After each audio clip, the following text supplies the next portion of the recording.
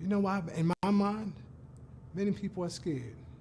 Many people are scared to see what it would look like to give others an opportunity, an equal opportunity.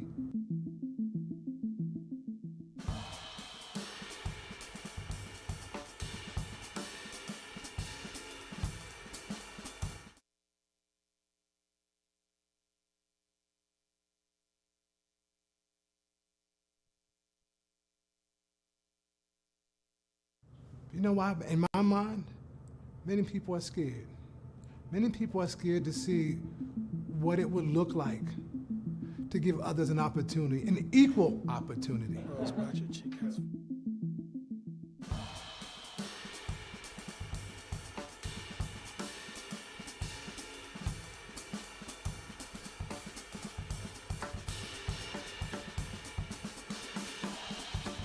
The federal government controlled most of what we do. Deciding how many dollars would come to DC, how much would come to DC, and who we want to impact the most. The haves continue to have. So it was a setup from the beginning. I had an opportunity to work for DC Housing Authority, and that's when I've been able to talk to the residents, go into public housing, hearing from them, understanding that they also wanted to own their own business. They didn't just want to be in public housing and not have a job, they wanted to work. And guess what? There were hundreds of contractors coming into DC Housing Authority, bringing people from all over the states to do the work in DC housing. And that's when I began to develop a program and put policies in place to ensure that DC residents, more specifically public housing residents, had an opportunity to work. Then I was asked to come to DOES to create a program to help initially women that were on TANF. But in my mind, it was people that have barriers. That's how Project Empowerment started. One of the biggest challenges were getting the businesses to actually hire people who have a criminal background. That was major. And as you may know, most of those who are incarcerated from committing a crime in DC are part of the federal system. So they go far away. I was sentenced to 13 months in federal prison. And it was hard for me because I had a 3-year-old. And I had to leave my son, which is the hardest thing that you have to do, especially as a mother. So I came to the conclusion that America is obsessed with incarceration, right? Like it's like their answer to everything. So I started noticing this pattern, like for women that were getting locked up for 6 months for, really small, petty things. And the one thing we all had in common is that I felt like none of us deserved, the punishment for the crime that we were convicted of. And that led me to thinking, what happens when you take a woman out of her community? When you think about, for example, the graduates of Project Empowerment and all of the issues they've had to navigate throughout their life, they have a sense of resiliency that benefits me in business. What I'm excited about is many businesses are beginning to be open to hiring, Project Empowerment graduates and returning citizens overall in a way that they were not 25 years ago. We are so intentional in the work that we do that it's just not about a job. It is about changing your mindset to believe in yourself. So we don't just have a job readiness program, we have a life skills program. A program that that's transformational, that could actually allow people to feel good about themselves, to feel good about what's to come, opportunities. Project Empowerment funds the Georgetown Pivot Program, which is an entrepreneurship program. Their goal is to either set you up with a business or to get you a job. And these are jobs that you normally would not get as someone who was formerly incarcerated. It helps to be with people who understand what you have been through. And unlike other jurisdictions throughout the country where we do business, you don't have a well-resourced, well-experienced workforce agency that you can deal with, similar to what we have here in the city with DOES. And so while there's always room for improvement, it's extremely important that we acknowledge we have what most other jurisdictions don't have, and that is DOES. Participants that come in, I'll tell you, low self-esteem, lack of confidence, lack of value, but when they leave in 3 weeks, it's a whole different person. Their confidence has been built, their self-esteem is growing, and their value. They realize that they have value. That's an investment in every Washingtonian. When people can become self-sufficient, when people can start to thrive and raise their families and step away from criminality, that's not just about that family, that's about all of our families. There's no doubt that people have not been treated equally. But we have an opportunity, and DOES is taking that opportunity to serve people that need the service the most in a way that's very intentional and very purposeful.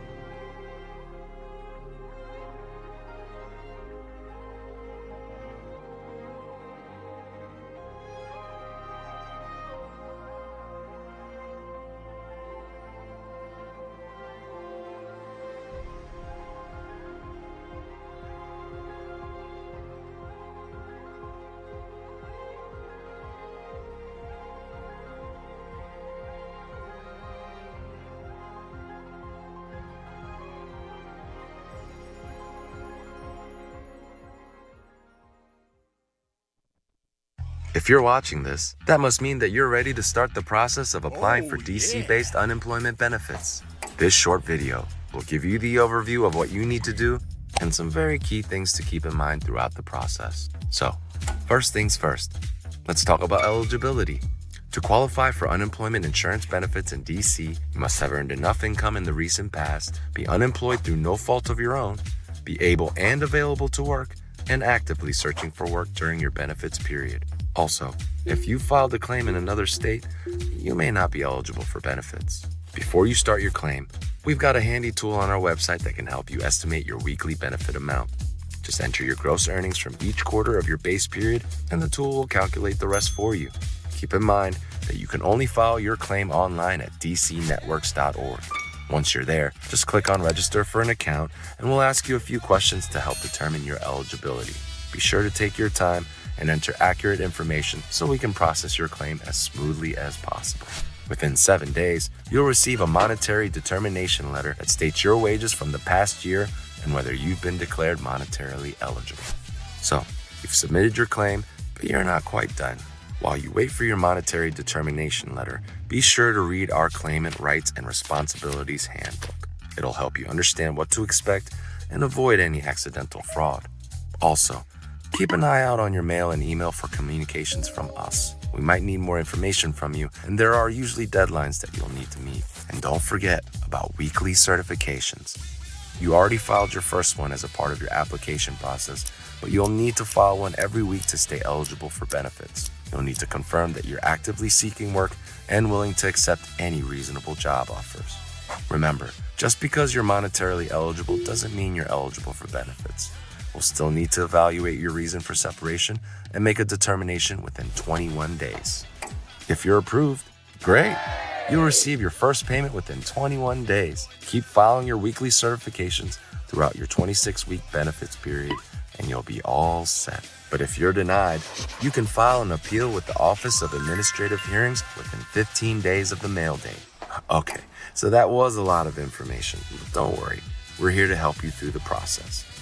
We've created a very simple outline that will guide you through the process with an easy step-by-step checklist that you can find on the website, dcnetworks.org. And as always, if you have any questions or encounter any issues, just give us a call or shoot us an email. Oh, yeah.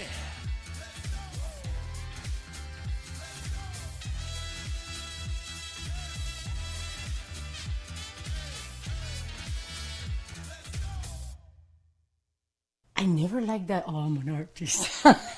You know what? I'm a fighter.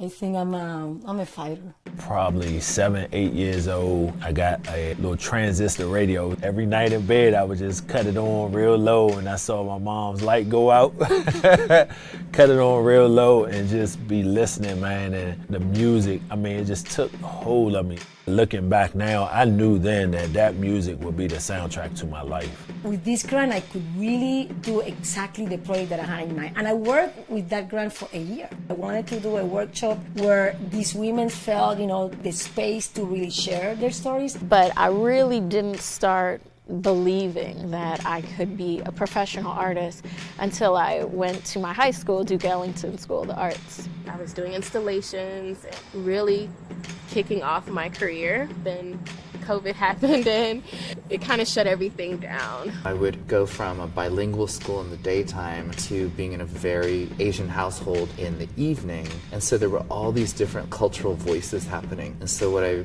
realized was that movement was going to be this really universal language that everyone understood. And so I realized that I could use the music as a springboard to do the work that I wanted to do in education, in the community. It forced me to look at the community that's in DC and not thinking so much of, I have to be in the industry out there, but what do I have at home? The Commission on Arts and Humanities was critical in helping me pivot from being a nonprofit executive to a full-time creative. I loved having that job. It was meaningful work. It is nowhere near as fulfilling as doing what you feel like you were put on this earth to do, though. That was the first time I saw those connections of my creative work, entrepreneurship, activism, education, all the things that I love in this one piece. So from there, it was like, oh, there's no turning back. I have to continue to develop my own work. Because these women, what they want is for us to listen to their stories. And then at the end, when they finish, they told me it's the first time that I share my story with someone. And imagine, that's the power of art. The Commission of Arts and Humanities really stepped in. They had the relief grant for artists like me that were in these crucial situations where we needed just assistance to be. It means a lot that I'm from a city that cares so much about their artists. And I can now see that full cycle of having been a young dancer and now directing my own company and really seeing the impact that that relationship with the commission has had, like completely full circle on my life. And I think the power of the DC Commission too is that I did the project here, I took a year, then I could take this exhibition to Puerto Rico. It's almost like they travel to another country with their stories. I preserved and advanced the music and the culture of Native Washingtonians, in particular African Americans. Because diverse voices need to be heard. It just made sense to me that I would continue on this journey as an artist to move the stories from the fringe to the center of society. It's been an opportunity to feel seen by the city as an artist, to feel appreciated. It's just such an incredible feeling, when you create a piece of art and it comes from your mind and then you put your whole mind, body, soul into it, and to look at it and say, hey, I did that. You know why?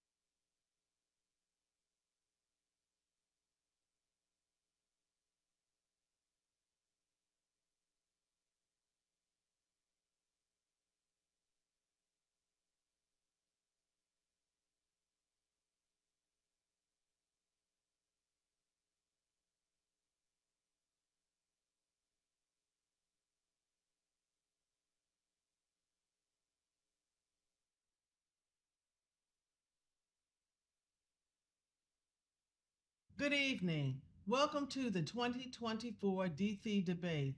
I'm Cecily Montgomery, Director of the Office of Campaign Finance.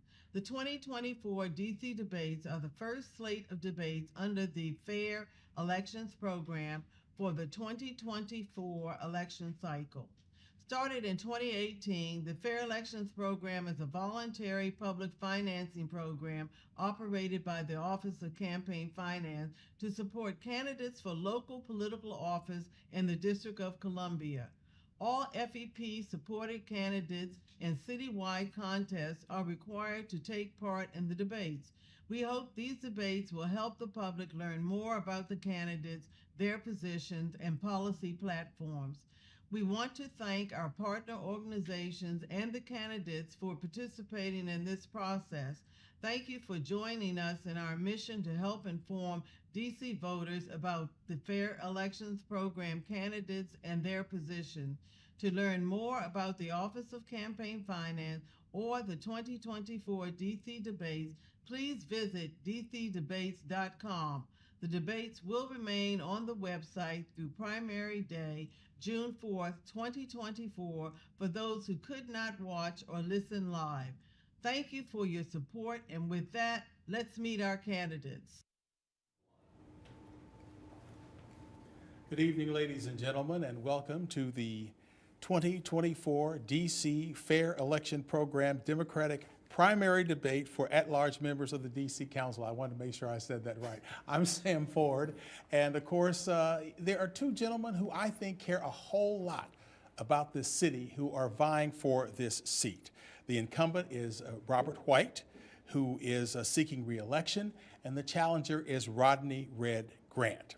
The decisions made by these candidates will impact the lives of many district residents, and it is crucial that we have a clear understanding of their visions for this city. Throughout tonight's debate, we will delve into a range of topics from affordable housing and transportation to education and public safety and beyond. But before we begin, I want to emphasize the importance of civility and respect in tonight's proceedings. But at the same time, we want a healthy discourse between the candidates. And the candidates, I encourage you to be concise in your responses and thorough but concise. I also want to give you the rules for the debate. A 60-second opening statement by both of you, 60-second response for direct questions, 30 seconds for rebuttal, a 60-second closing statement. So with that, I'll introduce the candidates to begin our discussion. First, at-large council member Robert White, who graduated from Archbishop Carroll High School in Washington, attended St. Mary's College of Maryland, earning degrees in philosophy and political science. He completed additional studies at Oxford University in England and the Gambia, West Africa. Robert earned his law degree from the American University Washington College of Law. He was also an aide to Congresswoman Eleanor Holmes Norton. He was tapped in 2014 by Attorney General Carl Racine to serve as the first Director of Community Outreach for the D.C. Office of the Attorney General. Robert and his wife Christy, an attorney for the U.S. Securities and Exchange Commission, reside in Ward 4 with their daughters, Madison and Monroe, and their rescue pit bull, Roscoe. They attend St. Martin's Catholic Church. Now introducing Rodney Red Grant. Rodney Red Grant is running for at-large member of the D.C. Council and envisions a united one community where all residents' strength and well-being are paramount. He hails from Ward 7 with roots in both Wards 5 and 3. Rodney is he understands the city's challenges from rising crime and homelessness to vanishing affordable housing.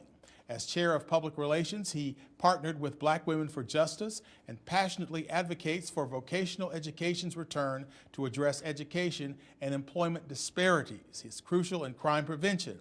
DC Public Schools graduate, Rodney's career began in 1992 with the Department of Recreation. He's mentoring youth, shaping their future.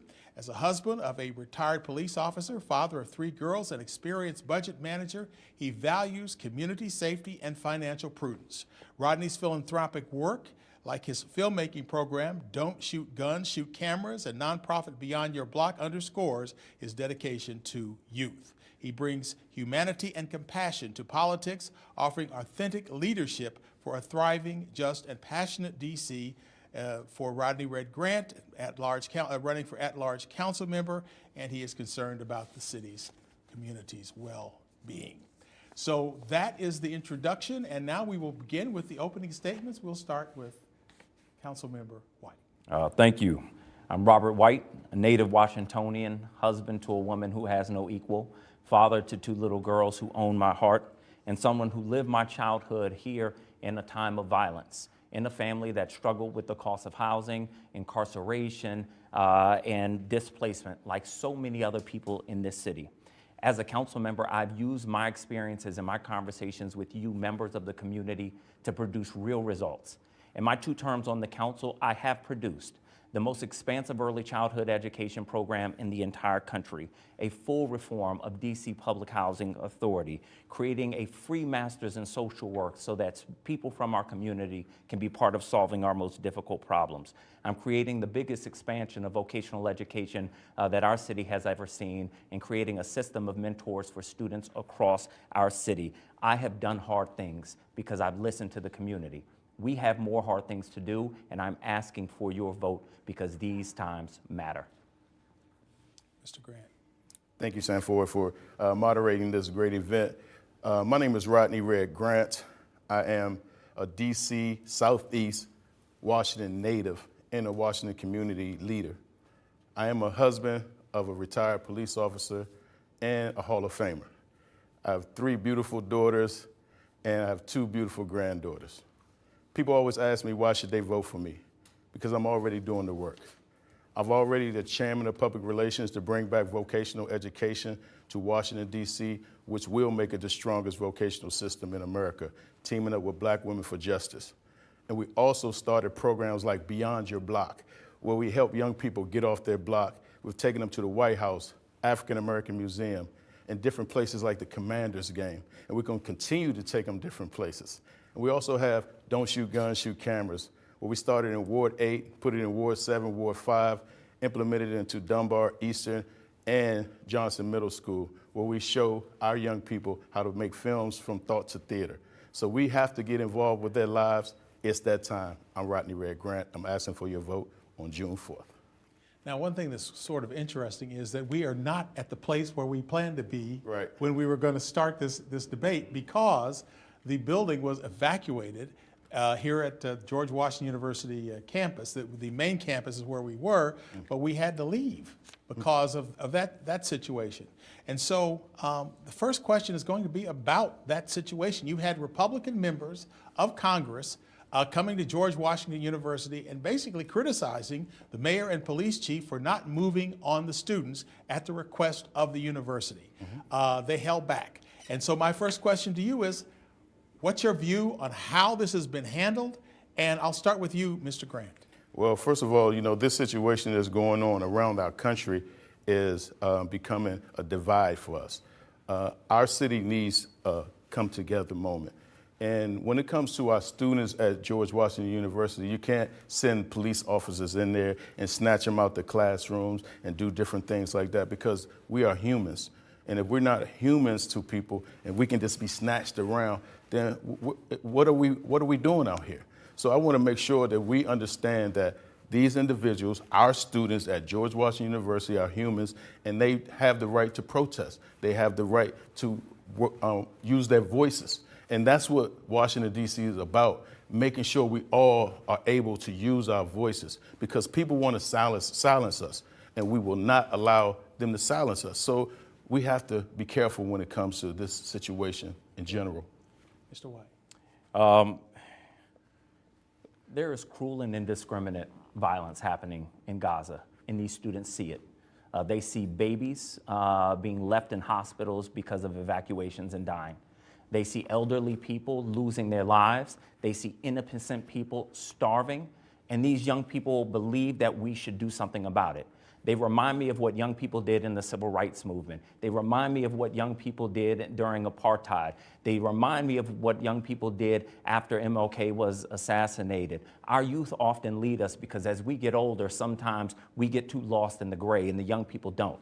Just before this debate, I was with those young people to see that encampment, what they were doing, why they were doing it, what they hoped to accomplish, and I was inspired by them. They see the violence happening in Gaza as unjustifiable, just as unjustifiable as the violence that happened in Israel on October 7th.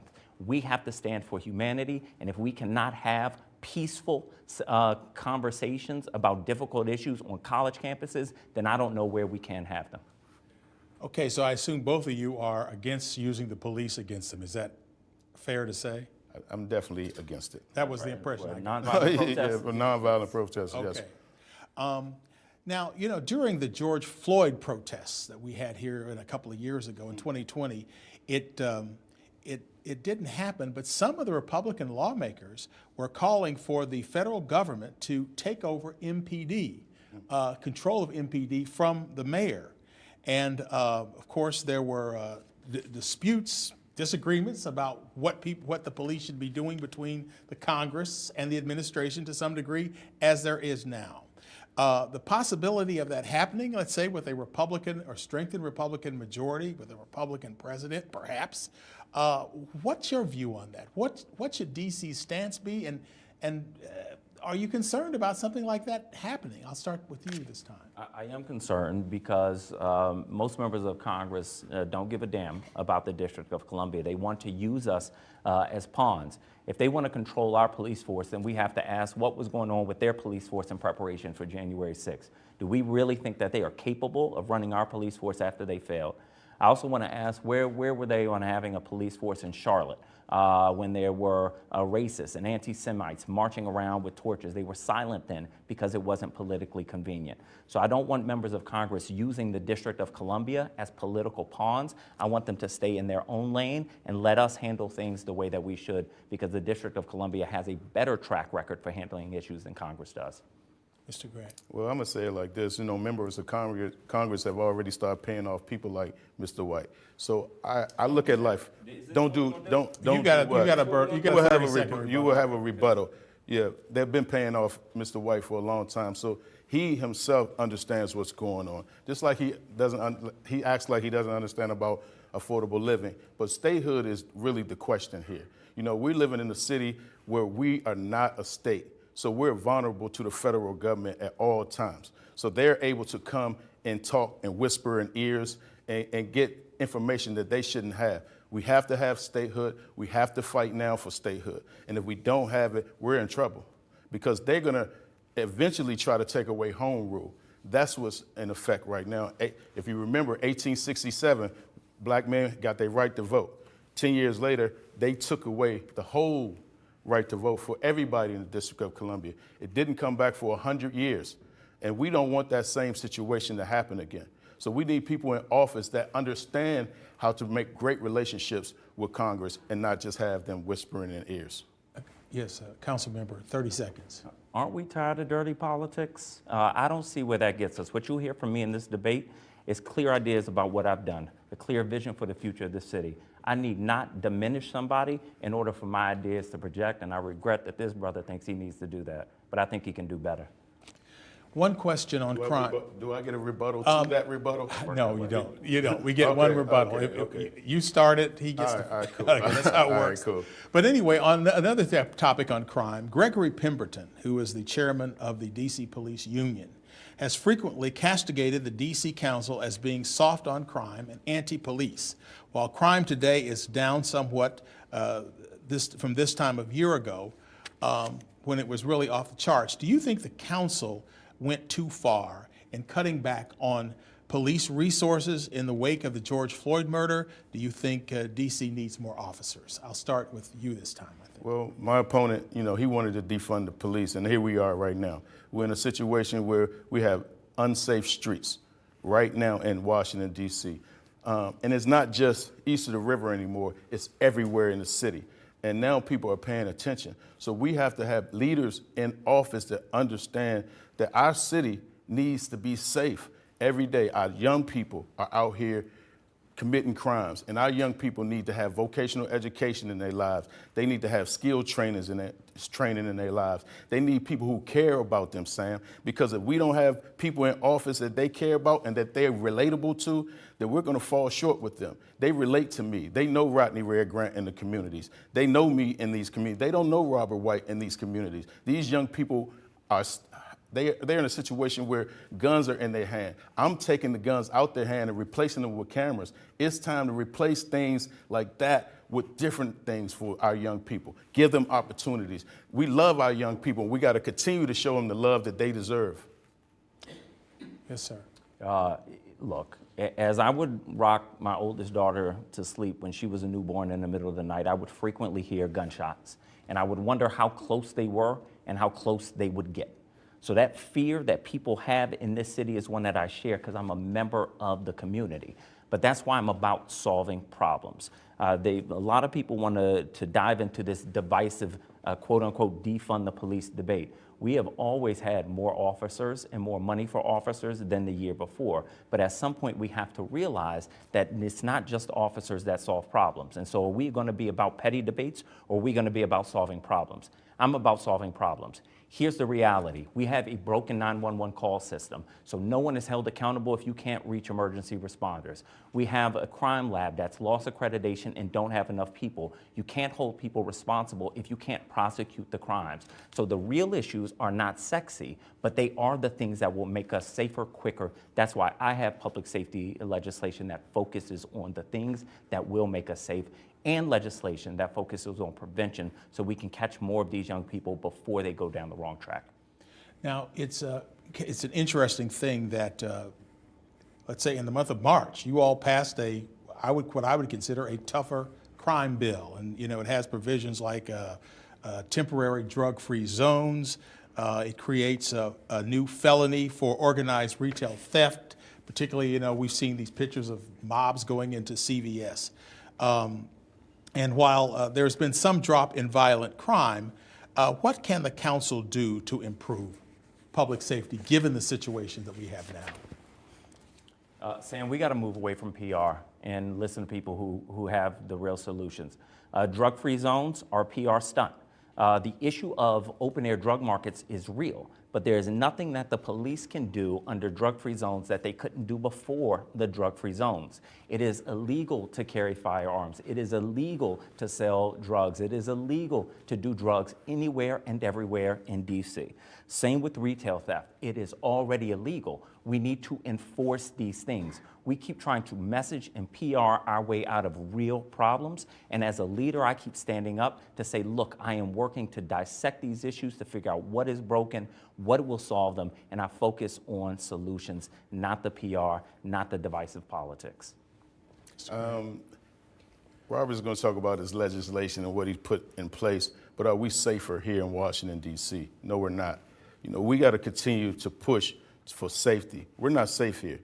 I'm a pragmatic Democrat. That means I think in a common sense way. That means we have to put things in our kids' hands that they want. Vocational education has to come back to Washington, D.C. schools. If we don't bring them back, our kids are going to suffer because we have to be the ones to show them how to deal with financial literacy. We have to be the ones to show them how they are better than what environment they are in. I'm a person who comes from Southeast Washington, D.C. I was in those young men's shoes. I was involved in situations that I could have went one side or the other. And I know certain people came into my life and changed my world. We have to put mentors back into their lives. Our good men out there, I'm talking directly to you. You have to come back and help us, if you're not already helping, to get back into these young people's lives today. I'm going to ask you to, I guess, kind of in a different way. When you know, if you look at Washington or almost any city, poverty and crime seem to go hand in hand. Right. You know, rich people aren't robbing folks, you know, and in many cases, certainly, you know, there are certain crimes that I guess we could discuss, but certainly not a lot of this street crime, which is what basically people are concerned about, you know, safety, personal safety. And again, some of the crime numbers are down, you know, the first 3 or 4 months of the year. But in the next 4 years, you're not going to solve poverty. And so in D.C., what are your ideas for fighting crime? Have more police lock more people up, more violence interrupters, more youth programs to keep kids busy, or all of the above? I guess I'll start with you again. Well, we definitely need violent interrupters. I feel like our company right now has been that for our young people for the last 4 years. Beyond Your Block is a violent interrupter program. Don't Shoot Guns, Shoot Cameras is a violent interrupting program. So we need different programs. And there's so many around the city, Sam, that are not being funded that can help our young people out of these situations. So we have to put legislation in place that we can move money to fund these situations and these organizations. But we also have to deal with what crimes are being committed. You know, it's a lot of violent crimes going on in Washington, D.C. I don't believe in violent crimes. You know, gun crimes, you sticking up an old lady coming out, a senior coming out of her house, that's petty. There's no code to that. You know, we used to live in a city where it was a code. There's no code anymore. So we have to let our young people know that you can't be robbing people. You can't be pulling out guns in their face and carjacking them. We will not stand for that, but we do want programs for them, and we do have to have them so they can be a better person in our society. Mr. White. If we're going to fix crime in our city, there are two things we have to focus on. One is accountability. Again, our 911 system has to work. We have to prosecute people who are committing violent crimes in our city. That system is broken. That's why I keep stressing my work to try to fix that. But we also need to make sure we're focused on prevention. That's why I'm focusing so hard on expansion of vocational education. When our young people believe that they can leave high school and make $60,000, $70,000, $80,000, and other young people see them doing that, they're going to choose a better path. When we listen to our young people who tell us they need more mentors, I'm creating a citywide mentoring program to help our young people through the most difficult times in their lives so they make better decisions. And I'm focusing on truancy. That is the earliest and clearest sign that something is going off track. So if we catch our young people then, we are going to do better by them and see less crime in our city. We need people in the council with plans. Years ago, I did a story taking a look at basically who's in DC, and over the years, what has been the change in the demographics. And what I found out at that time is that DC, for the most part, has become a city of the rich and the poor, with the subsidized poor, I would call it, with a bunch of the middle class and the working poor being forced out of the city. What can the council do? What can you do so that this city is a city of people who want to stay here but cannot afford it? That's right. Everyday people are having difficulty staying here. We have absolutely become a divided city between the very rich and the very poor. This starts with housing. That's why long before the pandemic in 2016, you saw me leading the government with a push to create more housing downtown because we just don't need the number of offices that we have, and now we really don't. And so I have an aggressive vision to create more housing for working people here in the city. The second is I'm looking across the country and across the globe for more housing programs that can create more housing for everyday people, middle income people.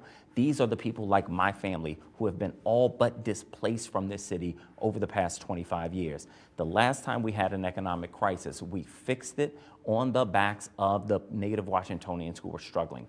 We are again in a time of financial crisis, and I believe that we can fix this issue to the benefit of the people who suffered last time. What's the question again? I want to answer it. Well, basically, as I said, I did a story and I looked at who's in DC with all these changes, and the rich are here, right, and the very poor who are subsidized are here, with a bunch of the middle class and the working poor being forced out of the city. Right. And I said, what can you do to keep more of those people that are being forced out here? Well, for 7 years, Robert has been in council. 2 years he's been running the housing committee. And for him to act like he doesn't understand that the housing is in trouble makes me weary of what you really think. Because he knows housing is terrible, affordable housing is none.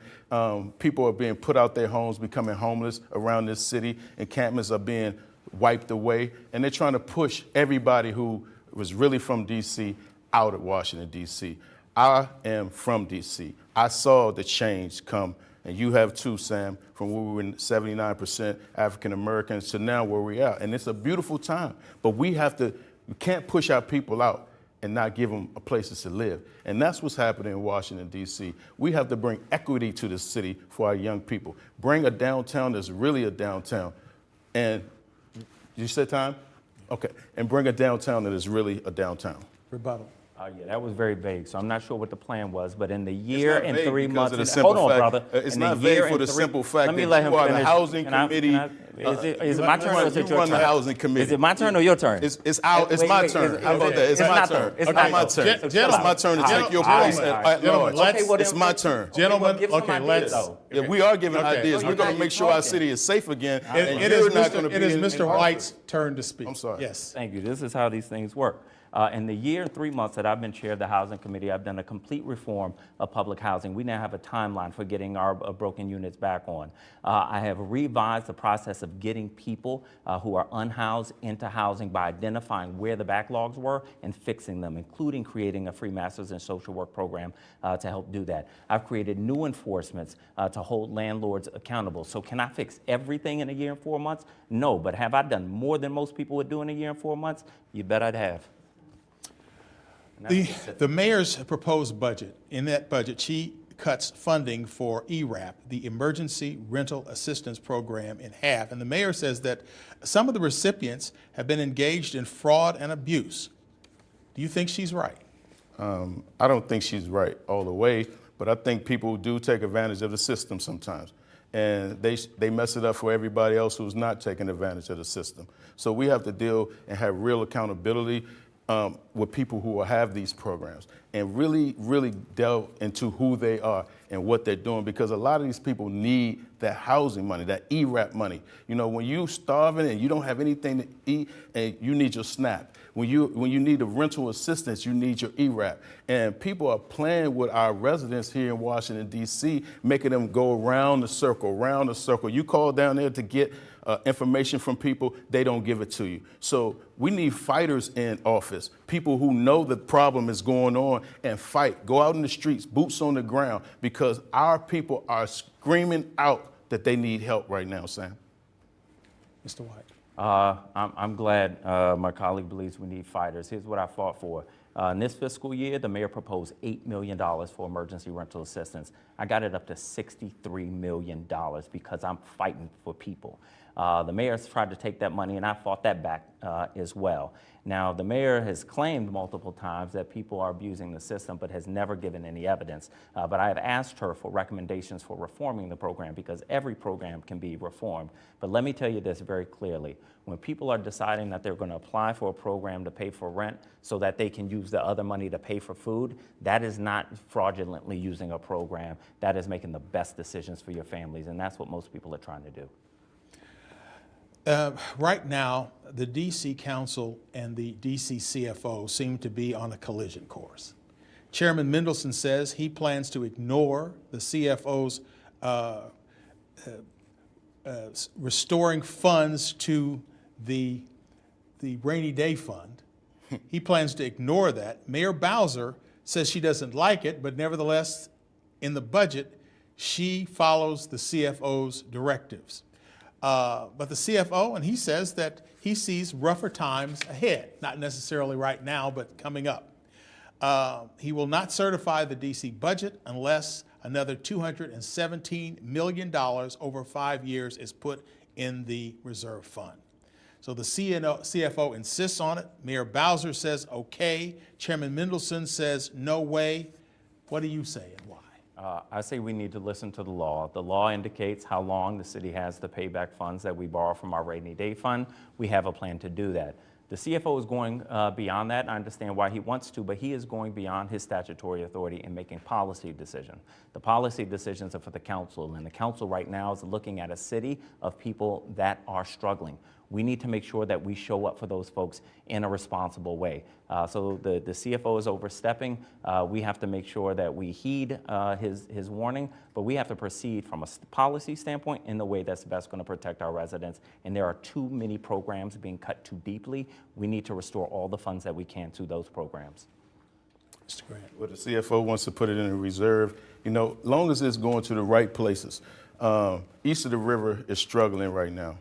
Our seniors are struggling right now to make ends meet.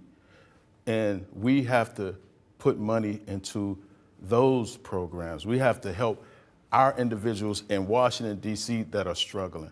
And when the money's going back and forth in between the council and the mayor, council and the mayor have been beefing for the last, 2 terms? He doesn't like the mayor. Nobody likes the mayor. We have to come together. It doesn't matter if we like each other or not. If I don't like you, Sam, I still have to work with you. I still have to come to ABC 7 to work with you. So we have to find a place in our city where our council and our mayor and our chair have to get along and put their pettiness aside and stop being little kids. We got kids in the council. Most of them are on their IG every 5 minutes. Go down there and see them. They got their head down doing this. You know, and since you brought it up, you both ran against the mayor, right? last election. What do you think of the mayor?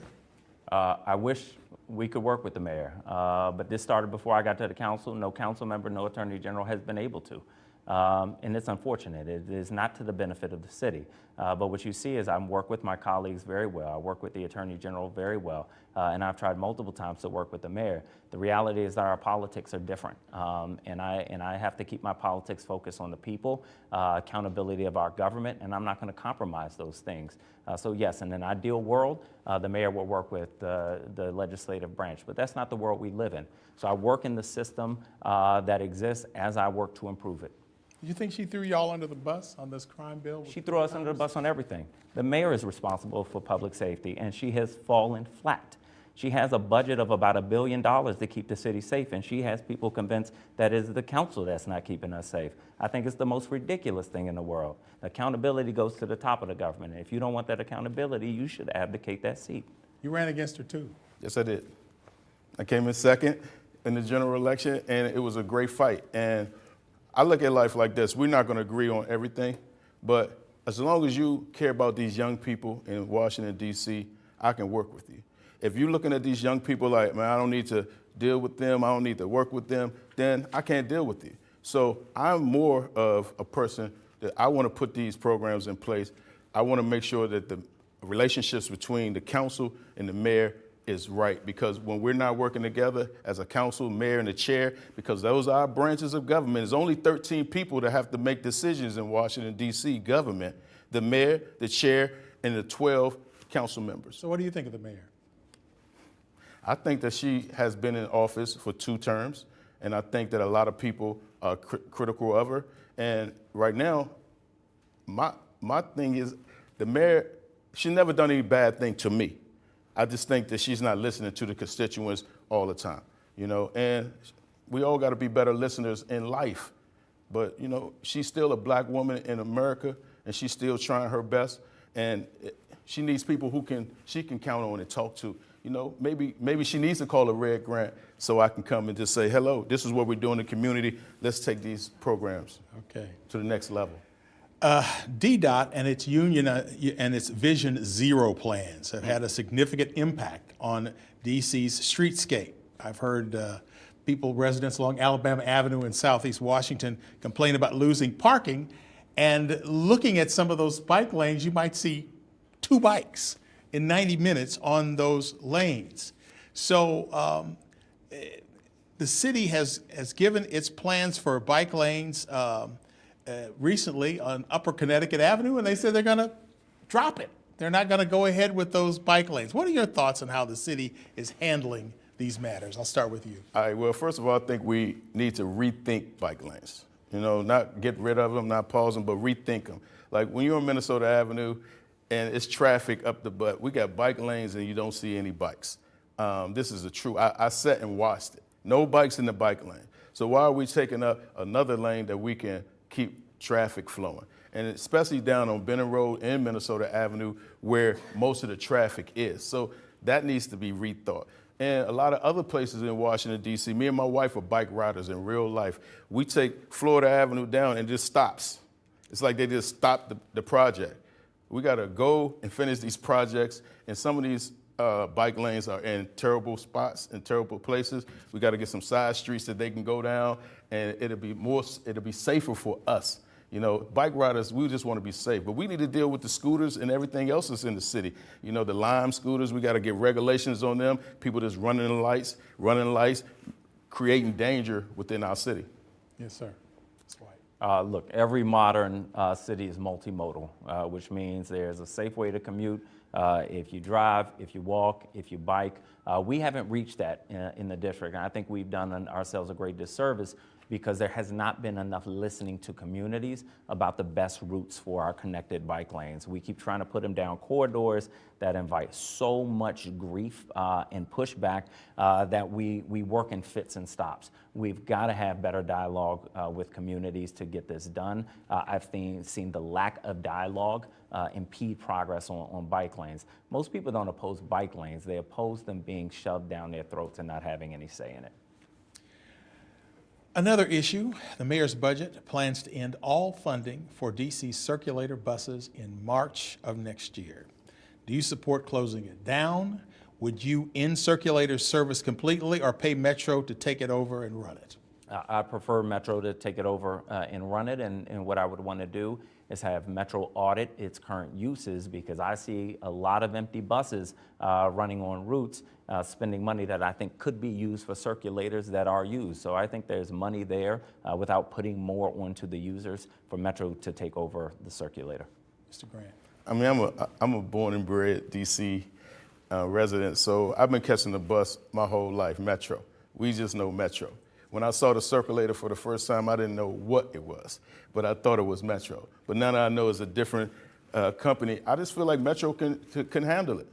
I feel like if we give them the right tools that they need, I think that they can handle it. I think they've been doing a better job recently with making sure people are not jumping the gates. I think they're doing a better job with making sure the trains are coming quicker and the buses. So I want to make sure that DC is back Metro. I want to make sure we bring back old school DC.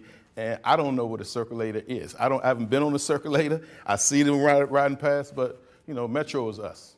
Yeah. Metro. Okay. Well, you know, I'm going to stop here to just sort of ask you some yes and no questions, okay? We got to put a thumbs up, thumbs down. Well, you can do that. You can do it. Thumbs up, thumbs down. All right, good. So, yes or no questions. Initiative 83, ranked choice voting, which will be on the ballot in November. Yes or no? Mr. White. No, it is different, but it's not better. No. Okay. Public financing of an NFL stadium on the RFK site. Mr. Grant.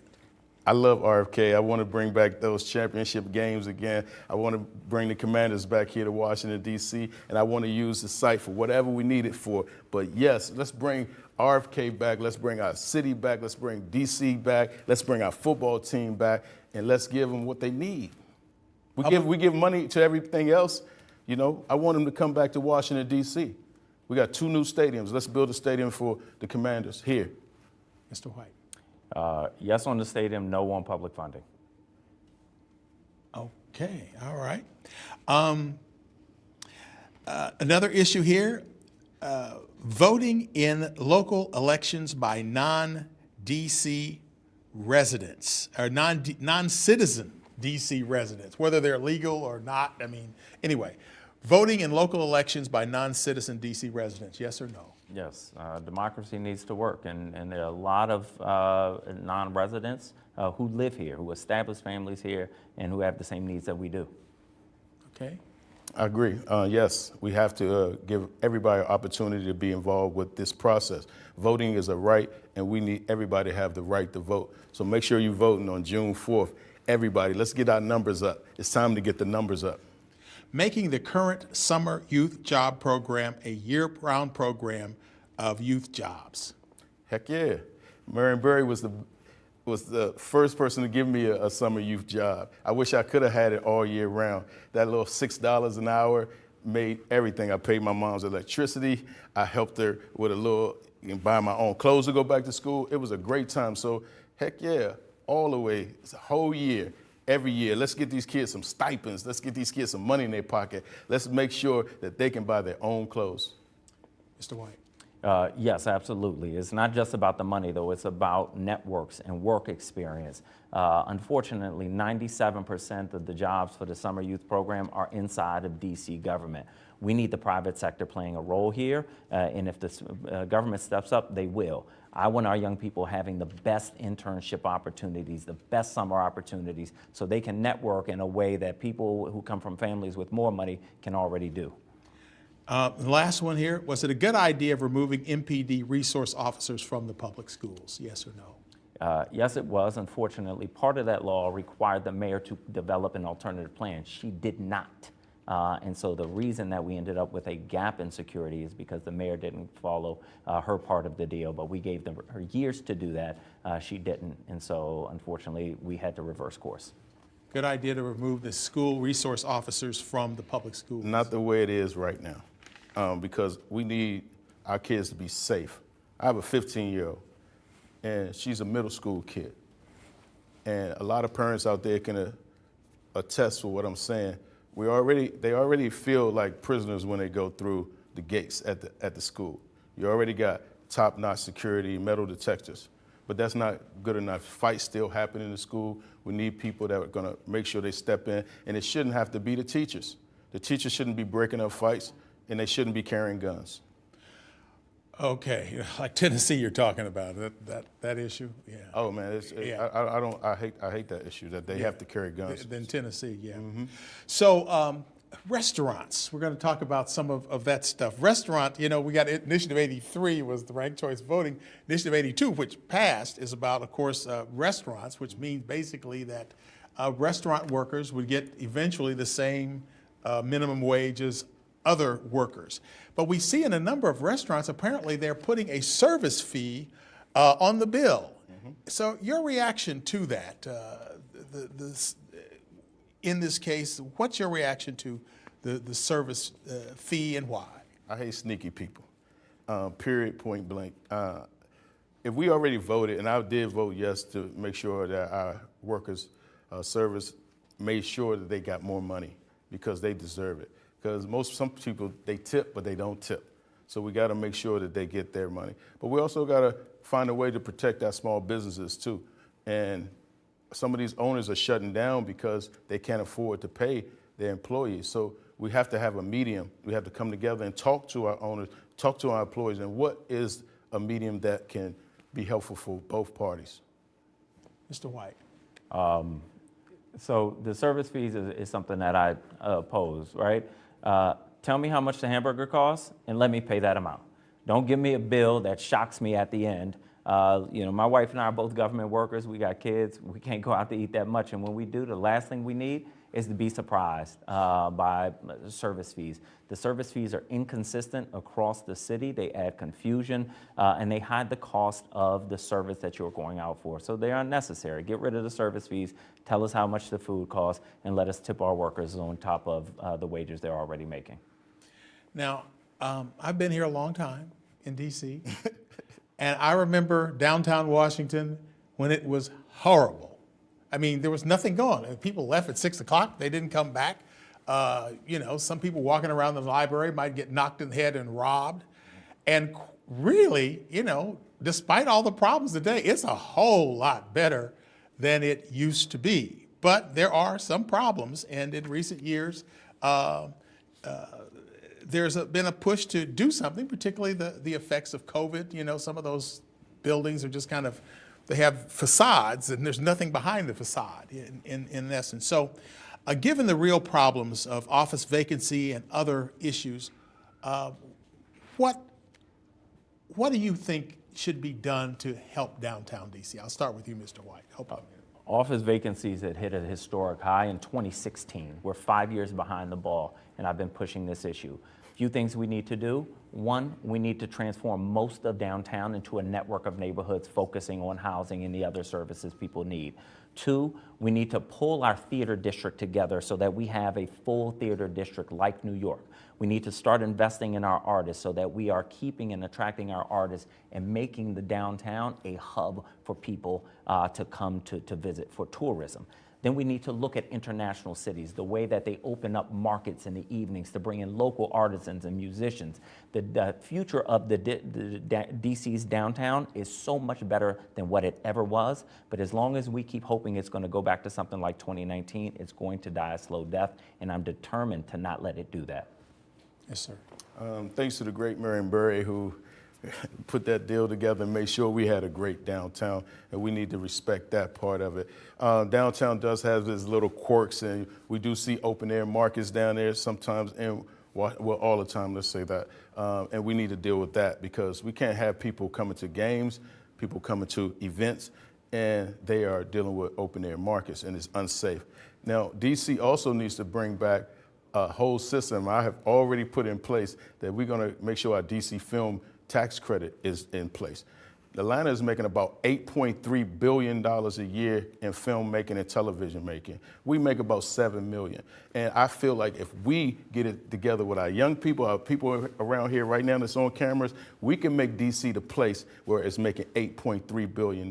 That's why I'm always talking about young people in filmmaking. Give them the opportunity to learn now. Give them the opportunity to be production managers. Give them the opportunity to be grips and gaffers and make that $100,000 a year that they need to make. Is that Tyler Perry money? I mean, I'm just Yeah, wondering in Atlanta. I am DC Red Grant, and I'm gonna make sure we bring filmmaking to Washington, DC, and make about $8.2 billion ourselves and employ our young people. So, you know, the big thing here in the city, back in, December, when it came out that we were possibly going to lose the Cap Center, I like you called it the Cap Center. Capital One Center. Anyway, yeah, you're right. That was I went to Maryland. That was the Maryland Center, right? But anyway, what did you think of the Leonsis Virginia deal to take the basketball and hockey teams out of DC, and how the mayor handled it, ultimately getting the teams to stay with a promise of $500 million to Leonsis, to do work on the Capital One Center. Did the city get ripped off? How would you have urged the council colleagues to handle it? First with you, Mr. Well, first of all, we definitely need our teams here in Washington, D.C. So I was fighting for them not to leave and go to Virginia because they're not the Virginia Capitals. They're not the Virginia Wizards. They're the Washington Capitals. They're the Washington Wizards. So we need them here in Washington, D.C. But I looked deeply at that $500 million that was given to Mr. Leonis, and I want to directly talk to him. Make sure that you're spending that money on some of these young people. Give our young people opportunities to be employed over there at Capital One Arena. We need to put programs. Let us use your space to bring films in and let our kids do things. So I want to make sure that we continue to build relationships with Ted Leonis and make sure that we have our stadium here in D.C. because it doesn't need to go anywhere. I'm a D.C. guy like all the D.C. team, every D.C. Capitals, Wizards, Nationals, everything. I even look at soccer. And I'm not even a soccer player, but I love soccer. D.C. United. Yeah, okay. yeah, the United. Shout out to the United. The Caps and Wizards never should have been looking to leave the District of Columbia. And that needed to be a wake-up call for where we were, because that would have been devastating to our economy in a way that would have taken us at least a decade to recover. That was a forced error. Now, we got lucky. Virginia fumbled the ball, and we were able to pick it back up. But being lucky is not a strategy. We have a whole rest of downtown. That's why I have a comprehensive vision for downtown. So we're not hoping to get lucky, but we have a plan for securing our economy.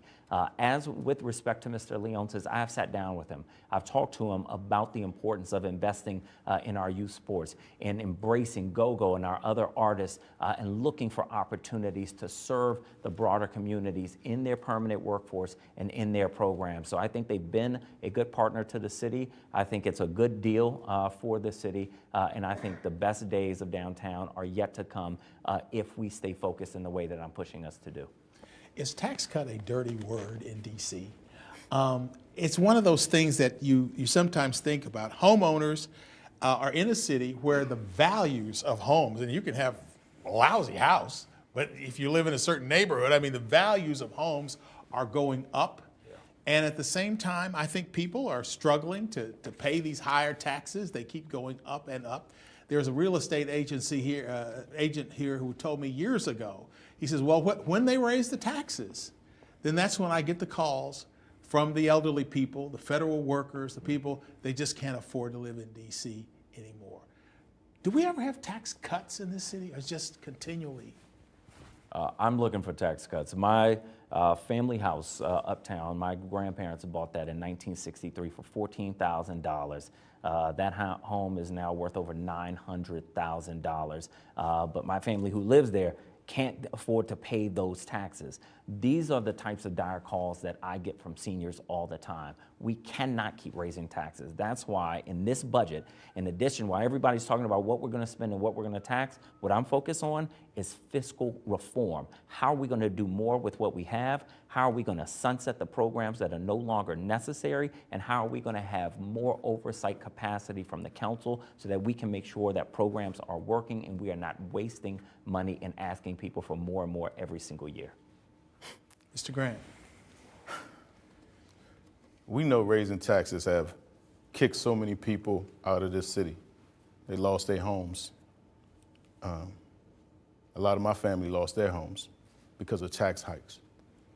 Me and my wife paid more taxes than our home actually cost a month, the monthly payment of the home. So we have to have tax cuts. We have to give people breaks. And if we have the opportunity to give people breaks, why not give them breaks? You have people going to seniors who've been living in their homes forever that don't have the ability to pay their rent and kicking them out their home. When are we gonna have some compassion? When people are in office, they know what's going on. They know what our seniors are struggling with, and they know what our communities are struggling with. And it irks me when they act like they don't, like they didn't see the paperwork right in front of them, you know, like they care. You know, I direct films, and I've seen worse actors than this worst actor. Okay. Now I'm going to get to rebut that. Since if you wish. Okay, I'm not sure what. But are you going to let me do my rebuttals, brother? 'Cause I'm not going to cut you off, but give me the same respect. You can rebut. I'm asking the question. Give me the same respect. You can rebut. All right, that's everything the that I last do. time. That's not the last time. You don't point your finger at me. Who do you think you are? You're a weak lawyer. You're a terrible lawyer. Gentlemen. And you're going to get out of our city. Okay. Gentlemen, we did ask for respect. So let's get a 30-second response. Yes, sir. Thank you. I don't even remember what he's talking about. You don't remember how you. Okay, well, why don't we go on? I want to go on to vocational schools. That is one of your. That is one of the things that you talk about. But you know, I looked at Phelps in Northeast. It has 317 students, which is not a lot of students when you really think about it. I guess my question is, if they had 2 or 3 more, what difference would it make? Well, we have to put them in the right areas. You know, we want to make sure that we have 2 new schools east of the river because people need that vocational education. And it's where is that? People don't even want to travel across town because it's dangerous out here to travel across town. And I'm glad Robert finally woke up after 7 years to say something about vocational education because people have been telling him this for the last 7 years to put vocational education. So he comes up with a bill that's a half sheet that says we can fool the people. You can't fool the people. Vocational education needs to be innovative. It has to be filmmaking. It has to be production. It has to be things like that. It does have to be electrician, and it does have to be things like plumbing. But we have to be more innovative with our young people, and we have to be more innovative with people who want to learn and that don't want to go to college, because everybody does not want to go to college. Okay. Same thing as I looked at Phelps, which is the vocational school. Their enrollment is not that great. What are your thoughts there that more vocational schools would make a difference? Look, in democracies, things don't happen overnight. It took me 6 years to get financial literacy done in our schools, and we are just getting to the finish line. Vocational education is something I've been working on at least that long. But you have to take different approaches when they don't work. So Phelps is not enough. We need access for every young people who doesn't plan to go to college and wants to create a good paying career. They need to be able to get into a program that has more to do with the transportation of our students than where the programs are, because we can't have students restricted to the programs that are just in their schools. But my focus on vocational education isn't just having the programs. Those programs have to end with a certification that is used in an industry. And then we track the metrics to see how many of them get hired, how much they make, so that we know these programs work. When you are serious about fixing problems, it does take time to develop the ideas, to talk to people, to get them through a legislative body. That's how a democracy works.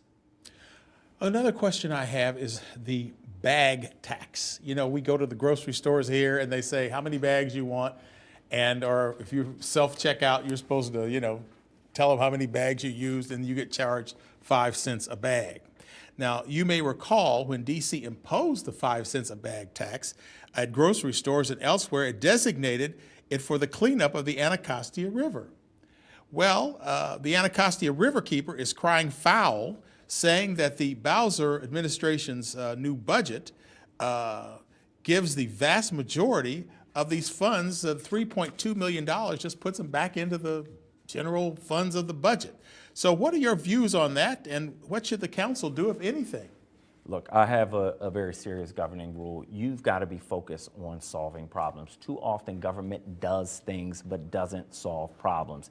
That's where I'm continuing to focus, hammer, create tools that make us do that. So some of my budget reforms are going to force our agencies to say what problems they are solving, because this comes from creating a tax but not solving a problem. We have to understand we really only have one Earth. We've got to take care of it. 2 weeks ago, I took my girls out because I want to make sure they understand their responsibility to the Earth.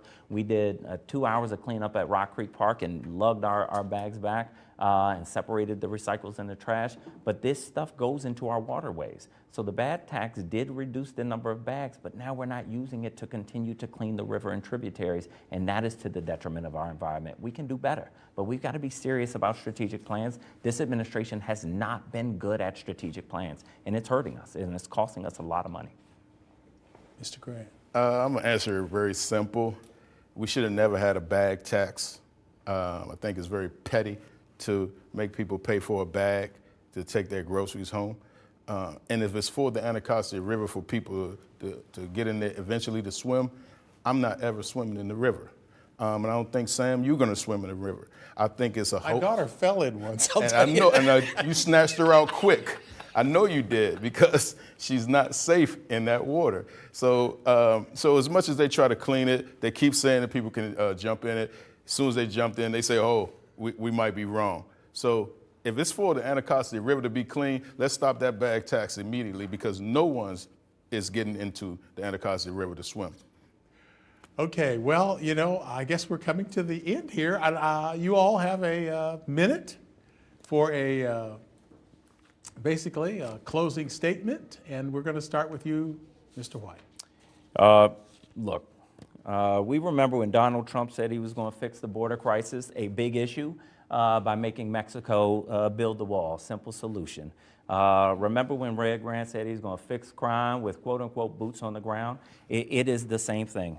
A politician is going to try to convince you that hard things are easy. But a leader with integrity is going to tell you that hard things are hard, and a good leader is going to tell you they can solve hard things.